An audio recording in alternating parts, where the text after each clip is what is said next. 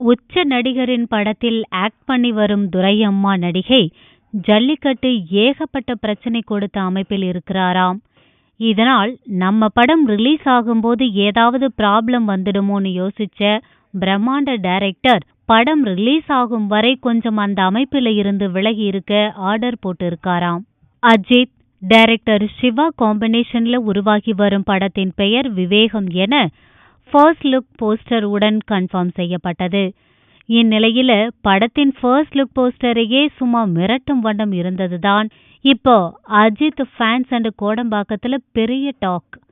ஆனா இந்த லுக் கிடைக்கிறதுக்காக Thala Ajith daily 5 hours exercise பண்ணறாராம்.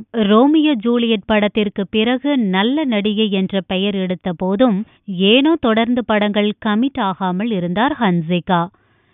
இந்நிலையில் நல்ல ஸ்டோரி லைன் அண்ட் தன்னோட கேரக்டருக்கு ஸ்கோப் இருக்குன்னா சின்ன பட்ஜெட் படங்கள் வளர்ந்து வரும் ஹீரோக்கள் படங்களிலும் நடிக்க ரெடின்னு சொல்ல சம்பளத்தையும் பெரிய அளவு குறைச்சதால இப்போ ஹன்சிகா விஷ்ணு விஷால் அண்ட் ஜிவி பிரகாஷ் படங்களில் நடிக்க கமிட்டாக இருக்கிறாராம்.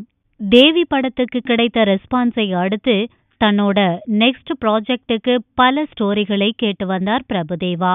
இதில் புதுமுக டைரக்டர் அர்ஜுன் கூறிய கதை மிகவும் பிடித்து விடவே அதற்கு டேட்ஸ் ஒதுக்கியுள்ளார்.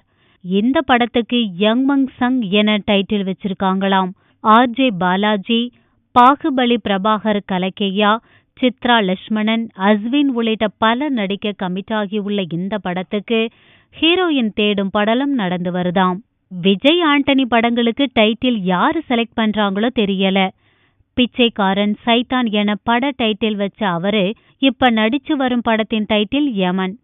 இது ஒரு புறம் இருக்க இப்ப அடுத்ததா ராதிகா சரத்குமார் பேனர்ல ப்ரொடியூஸ் ஆக இருக்கும் படத்திற்கு அண்ணாதுரையின் டிஎம்கே பொலிட்டிக்கல் பார்ட்டியில மறைந்த தலைவர் பெயரை டைட்டிலா வச்சு பலரின் கவனத்தை தன் பக்கம் ஈர்த்திருக்கிறார். தன்னோட லாஸ்ட் பிலிமான தாரை தப்பட்டை படம் ஃப்ளோப் ஆனதால கொஞ்சம் டிஸ்டர்ப் ஆகியிருந்த டைரக்டர் பாலா அதனைத் தொடர்ந்து குற்ற பரம்பரை படத்தினால் டைரக்டர் பாரதி ராஜாவுடனான கருத்து மோதல் என இருந்தவர் ஒரு வழியா அடுத்த பட வேலைகள்ல இறங்கிட்டாராம்.